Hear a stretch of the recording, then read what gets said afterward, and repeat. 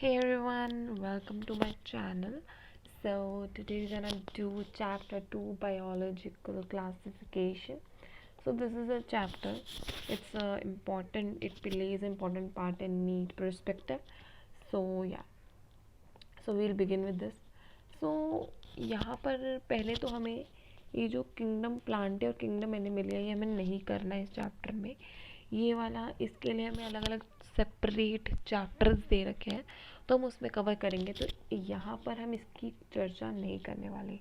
यहाँ पर हम kingdom Monera, kingdom Protista, kingdom fungi and viruses, viroids and lichens करेंगे. ठीक है. So let's begin. सो सबसे पहले हमारे पास क्या होता है कि यहाँ पर जो एरिस्टोटल थे वो पहले ऐसे इंसान या फिर पहले ऐसे साइंटिस्ट थे जिन्होंने ये डिफरेंस बताया था कि एनिमल्स की कैटेगरी में ये वाले स्पीशीज़ आएंगे या प्लांट्स की कैटेगरीज में ये वाले स्पीशीज़ आएंगे. तो उन्होंने किस बेसिस पर करा था? उन्होंने करा था morphological characters to classify into tree, shrubs, herbs. वहीं पर ही also divided animals into two groups, जिनके पास ब्लड रेड ब्लड है और जिनके पास ब्लड रेड ब्लड नहीं है. तो इन दो क्राइटेरियाज पर इसने करा था डिस्टिंग्विश. अब during the Linnaeus time, Linnaeus was a scientist who discovered some species and their species division and morphological order and nomenclature of those organism or species. So he at that time he discovered two kingdom system of classification with Plantae and Animalia kingdoms was developed that included all plants respectively. तो यहाँ पर दो kingdom बनाए गए जो कि Plantae and animalia, ये दो किंगडम्स बनाए गए ड्यूरिंग लिनेइस टाइम. अब क्या हुआ कि this system did not distinguish between the eukaryotes and prokaryotes, unicellular multicellular organism and photosynthetic green algae and non photosynthetic fungi. तो ये डिफरेंस नहीं बता पा रहा था कि कौन सा यूकैरियोट है, कौन सा प्रोकैरियोट, कौन सा यूनिसेलुलर है, कौन सा मल्टीसेलुलर है, कौन सा फोटोसिंथेटिक है यानी कि ग्रीन एल्गी, कौन सा नॉन फोटोसिंथेटिक है यानी कि फंजाई. ये नहीं बता पा रहा था. तो classification of organism into plants and animals was easily done and was easily understood, but a large number of organism did not fall in either category. मतलब बहुत प्लांट और एनिमल के अलावा भी बहुत सारी स्पीशीज़, बहुत सारी ऑर्गेनिज्म हैं ऐसे जो इन दोनों में किसी भी कैटेगरी में नहीं आते. तो उस कैटेगरी को डिवाइड करने के लिए फिर हमारे पास आए आर.एच. विटेकर. इन्होंने क्या करा, प्लांटे और एनिमेलिया का तो रखा बट वहीं पर तीन और किंगडम्स ऐड कर दिए. अब वो कौन से किंगडम्स थे? वो थे हमारे पास मोनेरा, प्रोटिस्ट, फंजाई. तो अब यहाँ पर हमारे को ये टेबल बहुत इंपॉर्टेंट हो जाती है. तो अब इन किंगडम्स की कैरेक्टर्स देखते हैं. पहला कैरेक्टर है हमारे पास सेल टाइप कैसा होता है. मोनेरा का प्रोकैरियोट, बाकी सब का यूकैरियोट होता है. फिर सेल वॉल किस चीज़ का बना होता है? नॉन सेल्यूलोसिक होता है, पॉलीसेकेराइड और एमिनो एसिड का बना होता है. यहाँ पर प्रोटिस्टा में कुछ के पास सेल वॉल होता है, कुछ के पास नहीं होता. फिर आता है फंगाई. इसका हमें पता है कि इसकी सेल वॉल होती है काइटिन की यानी कि काइटिनीज की बनी होती है.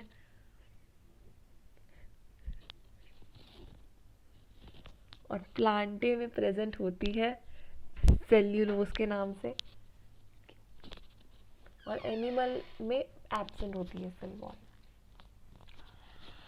फिर आता है न्यूक्लियर मेम्ब्रेन.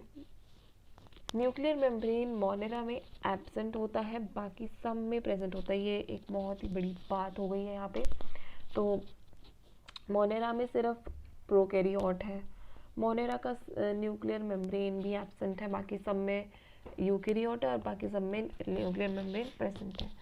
वहीं पर अगर बॉडी ऑर्गेनाइजेशन की बात करी जाए तो मोनेरा सेलुलर है, प्रोटिस्ट सेलुलर है और फंजाई आपका मल्टी सेलुलर हो जाता है और उसके पास जो टिश्यूज़ होते हैं वो लूज़ होते हैं।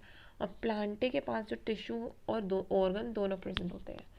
एनिमेलिया, इसके पास टिश्यू भी होता है, ऑर्गन भी होता है और ऑर्गन सिस्टम भी होता है। So these are some basic characters that you can distinguish. So next we have is mode of nutrition. अब ये न्यूट्रिशन कैसे लेते हैं, यानी कि खाना कैसे खाते हैं बेसिकली। तो ऑटोट्रॉफिक होते हैं कौन, मोनेरा। तो ये जो मोनेरा ऑटोट्रॉफिक के अंदर भी दो कैरेक्टरिस्टिक्स आती हैं, वो होती है केमोसिंथेटिक एंड फोटोसिंथेटिक। केमोसिंथेटिक वो होते हैं जो हाइड्रोजन सल्फाइड में से हाइड्रोजन को कंज्यूम करते हैं, और फोटोसिंथेटिक वो होते हैं जो वाटर के अंदर से हाइड्रोजन को कंज्यूम करते हैं। तो यानी कि ऑटोट्रॉफिक का मतलब के अंदर ही केमोसिंथेटिक और फोटोसिंथेटिक दोनों फॉल करते हैं। एंड हेटेरोट्रॉफिक होते हैं, यानी कि ये अपना खाना नहीं बनाते, ये दूसरों को एज अ प्रेडेटर ये एक्ट करते हैं। नेक्स्ट आता है हमारे पास मोनेरा के बाद प्रोटिस्टा। प्रोटिस्टा हमारे ऑटोट्रॉफिक होते हैं, बट ऑटोट्रॉफिक में कौन सी कैरेक्टरिस्टिक आती है, यानी कि देखो ऑटोट्रॉफिक है ठीक है, बट ऑटोट्रॉफिक में दो कैरेक्टरिस्टिक्स हैं जो कि है केमोसिंथेटिक एंड फोटोसिंथेटिक। अब ये फोटोसिंथेटिक का मतलब यही होता है कि ये वाटर में से हाइड्रोजन को कंज्यूम करते हैं। केमोसिंथेटिक यानी कि केमिकल्स जैसे कि हाइड्रोजन सल्फाइड के अंदर से हाइड्रोजन कंज्यूम करते हैं। अब यहाँ पे जो प्रोटिस्टा है वो ऑटोट्रॉफिक तो है, बट वो कौन सी चीज़ में आते हैं, वो फोटोसिंथेटिक, यानी कि वो पानी में से अपना हाइड्रोजन को कंज्यूम कर लेते हैं। वहीं पर ये हेटेरोट्रॉफिक भी होते हैं, ये प्रीडेटर की तरह भी एक्ट करते हैं। फिर आता है हेटेरोट्रॉफिक। हेटेरोट्रॉफिक में भी दो कैरेक्टरिस्टिक आती है, एज अ पैरासाइटिक, या तो ये एक्ट करे या फिर सेपेरोफाइटिक। फिर ऑटोट्रॉफिक होते हैं हमारे पास प्लांटे। ऑटोट्रॉफिक में भी फोटोसिंथेटिक, यानी कि वाटर में से हाइड्रोजन को लेना। हेटेरोट्रॉफिक में, अब हेटेरोट्रॉफिक में दो और आ गई है, होलोजोइक एंड सेप्रोफाइटिक। तो ये कुछ बेसिक कैरेक्टर्स थे, अब इसको डिटेल में करेंगे हम। तो यहाँ पर let us look at this 5 kingdoms that is given by the R.H. Whitaker, and so here are the examples. So the character that unified this whole kingdom was that all organism included had cell wall in their cell. This placed together groups which widely differed, and in other characteristics it brought together the prokaryotic bacteria and the blue green algae. So blue green algae को यहाँ पर हमने एक नाम दिया है जो कि है साइनोबैक्टीरिया।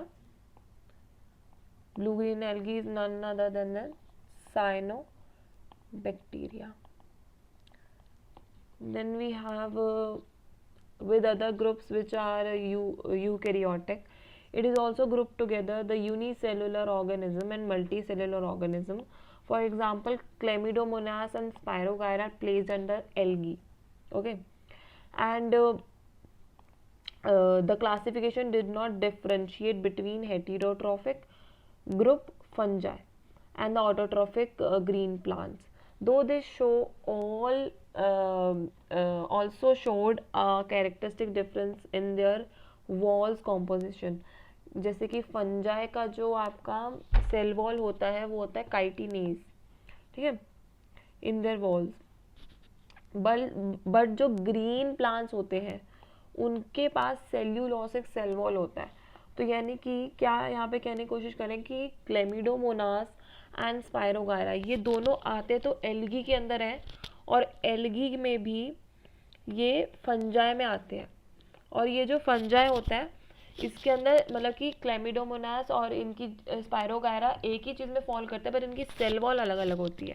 जैसे कि क्लेमिडोमोनास की हो गई आपकी काइटिनेज, और वहीं पर स्पायरोगायरा की सेल वॉल हो गई ग्रीन प्लांट्स जैसे, जैसे कि सेल्यूलोसिक सेल वॉल। अब when such characteristics were considered the fungi were placed in separate kingdom. तो इसको देखते हुए फंगाई किंगडम को भी सेपरेट रख दिया गया, और आपका जो ऑल प्रोकैरियोटिक ऑर्गेनिज्म है वह ग्रुप्ड अंडर किंगडम मोनेरा, जितने भी प्रोकैरियोट, क्योंकि प्रोकैरियोट सिर्फ और सिर्फ मोनेरा में आता है सेल टाइप, बाकी का सेल टाइप यूकैरियोट का होता है। And unicellular eukaryote organism were placed under protista. अब जितने भी यूनिसेलुलर यूकैरियोट ऑर्गेनिज्म होंगे वो सारे प्रोटिस्टा के किंगडम के अंडर फॉल करेंगे।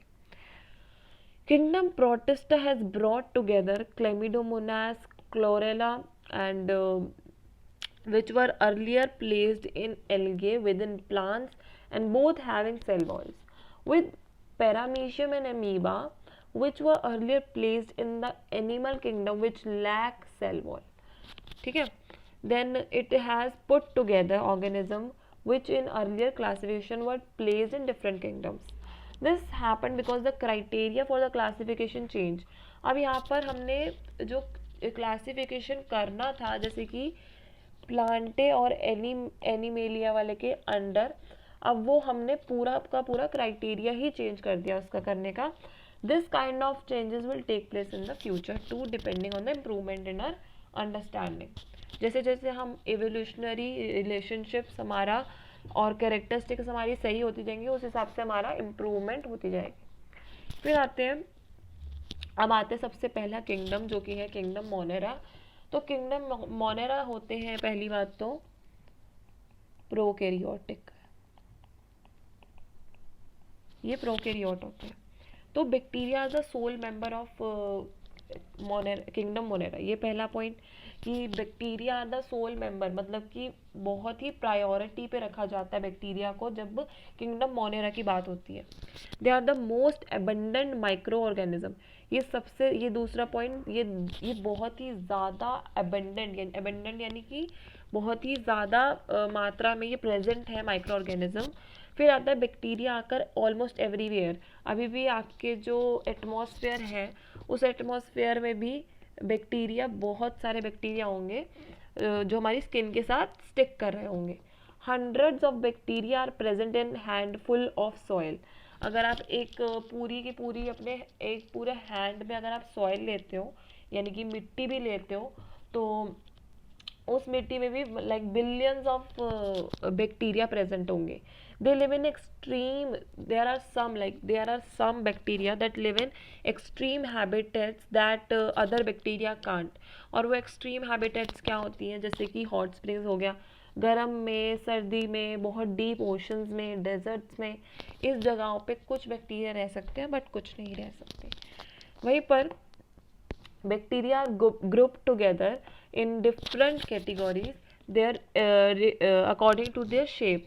तो यहाँ पर किसी की शेप स्फेरिकल है, किसी की रॉड शेप्ड है, किसी की कोमा शेप्ड है और किसी की स्पाइरल शेप्ड है. तो जिसकी स्फेरिकल है हमने उसको बोला कोकस, एंड जिसकी रॉड शेप्ड है उसको हमने बोला बैसिलस, एंड जिसकी कॉमा शेप्ड है उसको बोला वाइब्रियम, एंड जिसकी स्पाइरल है उसको बोला स्पायरिलम. ये हमारी सारी शेप आ गई है. कोकस में आप, कोकाई में आप लिख सकते हो एग्जाम्पल, जैसे कि स्ट्रेप्टोकोकस एग्जाम्पल में, ये भी एक बैक्टीरिया है. बैसिला है हमारा लैक्टोबैसिलस, और स्पायरिलिया में अभी आगे एग्जाम्पल आएंगे तो वो देखते हैं. तो आर्के बैक्टीरिया की बात आपकी 12th क्लास में भी होगी, तो ये एग्जाम्पल के तौर पे लिया जाता है ये वाला आर्के बैक्टीरिया. तो ये आर्के बैक्टीरिया में ऐसी क्या खास चीज़ है जो बाकी सब बैक्टीरियाज में नहीं है? बस यही है कि जितने भी ये बैक्टीरियाज होते हैं, they like these bacteria are special since they live in some of the most harsh habitats such as extreme salty areas पे रहते हैं, जैसे कि हेलोफाइल्स हो गया फॉर एग्जांपल. हॉट स्प्रिंग्स में ये वाले रहते हैं और मार्शी एरियाज में ये वाले रहते हैं. तो यहाँ पर क्या क्या हमने लिखा कि सॉल्टी एरियाज में भी रहते हैं और हॉट स्प्रिंग्स में भी रहते हैं एंड योर मार्शी एरियाज में भी रहते हैं. तो सॉल्टी एरियाज में जो एग्जांपल आया वो हमने लिया है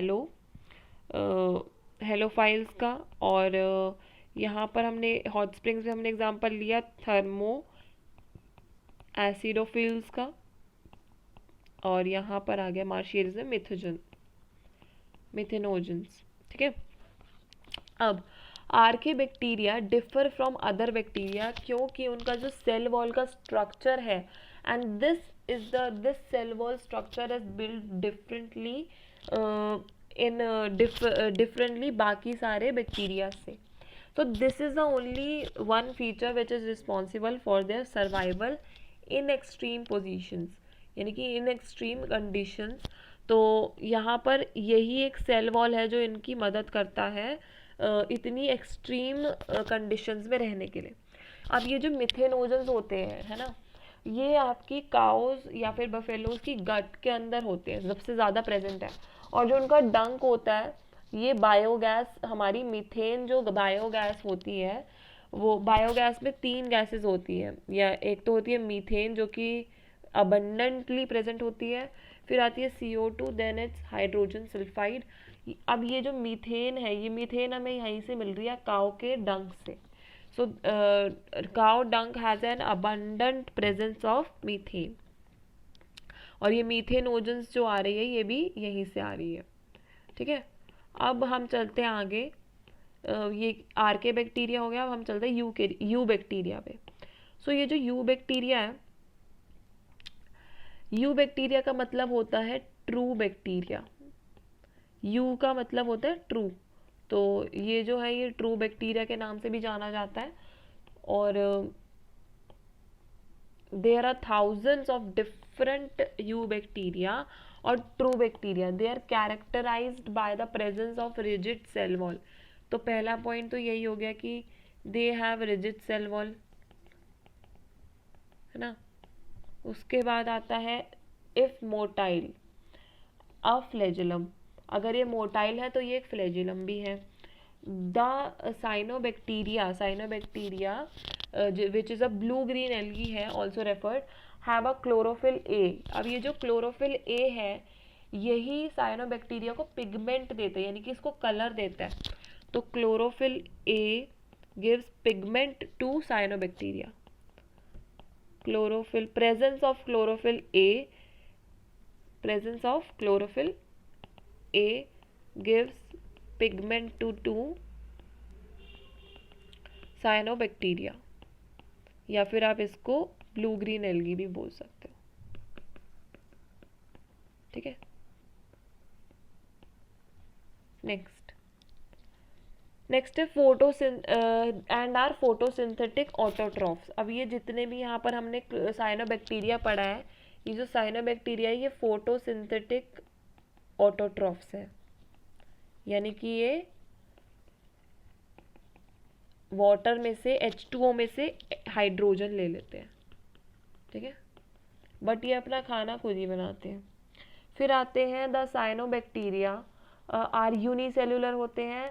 ये जो साइनोबैक्टीरिया है, साइनोबैक्टीरिया आर यूनिसेल्युलर होते हैं. कॉलोनियल होते हैं, यानी कि कहीं पर भी अपनी कॉलोनी बना सकते हैं. ये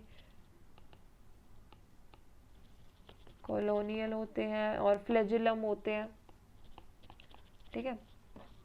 नेक्स्ट आता है फिलामेंटस भी होते हैं, और ये टेरेस्ट्रियल, यानी कि वाटर के आसपास ही, एल्गी हमेशा वाटर के आसपास ही उगेगी. The colonies are generally surrounded by gelatinous sheath. इनकी जो बाहर की लेयर होती है वो जेलीटेनियस शीथ की होती है. They are form blooms in polluted water bodies. Some of these organisms can fix atmospheric nitrogen in specialized cells called heterocysts. For example Nostoc एक एग्जाम्पल हो जाता है. अब ये नाइट्रोजन क्यों फिक्स कर रहे हैं? अब ये जितने भी आपकी सॉइल होती है, इसका pH मेंटेन करने के लिए हमें नाइट्रोजन फिक्स करना पड़ता है. तो उस नाइट्रोजन को फिक्स करने के लिए हम क्या साइनोबैक्टीरिया का यूज़ करते हैं, क्योंकि ये इसी चीज़ में स्पेशलाइज्ड होती है. तो अब ये जो ब्लू ग्रीन एल्गी होती है, इसका एग्जाम्पल है नोस्टॉक. इसको हम सॉइल के अंदर डालेंगे तो हमारी pH मेंटेन हो जाएगी. या फिर आपका एक और एग्जाम्पल है एनाबीना. तो ये सारे एग्जाम्पल आपके फोटोसिंथेटिक ऑटोट्रॉफ्स के अंदर फॉल करते हैं. नेक्स्ट आता है केमोसिंथेटिक ऑटोट्रॉफिक बैक्टीरिया. ये जो होते हैं ये ऑक्सीडाइज कर देते हैं various inorganic substances. Inorganic substances का मतलब कि जो अपना वेस्ट ये निकालते हैं, अपने एक्सक्रीट आउट करते हैं, उसको ये ऑक्सीडाइज कर देते हैं, such as nitrates, nitrites, ammonia, and वहाँ से जो एनर्जी रिलीज होती है उसको एज ए एटीपी कंज्यूम कर लेते हैं, ठीक है। They play a great role in recycling nutrients like nitrogen, phosphorus, iron and sulphur. अब ये क्या करते हैं, ये रिसाइकल करते हैं किसको, न्यूट्रिएंट्स को, like nitrogen, phosphorus, iron and sulphur, important ये वाला। फिर आता है हेटेरोट्रॉफिक बैक्टीरिया। हेटेरोट्रॉफिक बैक्टीरिया जो है वो बहुत ही अबंडेंट है इन नेचर में। The majority are important decomposer है। Many of them have a significant impact on human affairs. They are helpful in making curd from milk, production of antibiotics, fixing nitrogen in legume roots. But some are pathogens. कुछ pathogens होते हैं to human beings, crops, farm animals and pets. और ये क्या cause कर सकते हैं, cholera, typhoid, tetanus, citrus, canker and are well known diseases. ये डिसीजेज ये कॉज कर सकते हैं।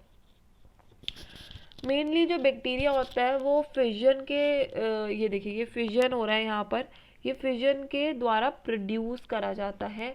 Sometimes under unfavourable conditions they produce spores. ये स्पोर्स प्रोड्यूस करते हैं जब अनफेवरेबल कंडीशंस आती हैं। They also reproduce by a sort of asexual reproduction by adopting a primitive type of DNA transfer from one bacteria to other. कभी कभार ये reproduce करते हैं sexually by adopting a primitive type of DNA transfer from one bacteria to another. फिर आता है हमारे पास एक माइकोप्लाज्मा। ये ऐसा ऑर्गेनिज्म है, इसके पास ना तो सेल वॉल है, नो सेल वॉल, और ना ही इसके पास क्या है, it do not require oxygen to survive. मतलब ये वाला जो आपका ऑर्गेनिज्म है it is really very dangerous, क्योंकि जब कभी भी कोई बैक्टीरिया अंदर घुसता है, उसको बॉडी के अंदर जाता है, तो हम एंटीबायोटिक लेते हैं ताकि उसका सेल वॉल तोड़ सके और वो वहीं पर मर जाए। बट ये माइकोप्लाज्मा जो है, इसके पास जब सेल वॉल ही नहीं होगा तो एंटीबायोटिक काम ही नहीं करेगी, क्योंकि जब सेल वॉल नहीं है तो एंटीबायोटिक किसको मारे। तो जब, क्योंकि वो तो सेल वॉल पे काम करती है, और अगर चलो ये भी छोड़ो, इसके पास ये ऑक्सीजन भी नहीं चाहिए होती अंदर बॉडी के अंदर सर्वाइव करने के लिए, इसको ऑक्सीजन भी नहीं चाहिए, यानी कि बिना ऑक्सीजन के भी ये सर्वाइव कर सकता है। So many mycoplasma are pathogenic, यानी कि थ्रेटनिंग है टू एनिमल्स को, प्लांट्स को, है ना, क्योंकि इनका जो बिहेवियर, इनका जो रहने का वो है, इनका मतलब कि no cell wall, presence of no cell wall होती है, it do not require oxygen to survive. तो इसका मतलब ये बॉडी के अंदर आसानी से रह सकते हैं, और it can be a pathogen to animals and plants. So आज के लिए इतना ही, कल एक नया टॉपिक स्टार्ट करेंगे। So thanks for watching, bye.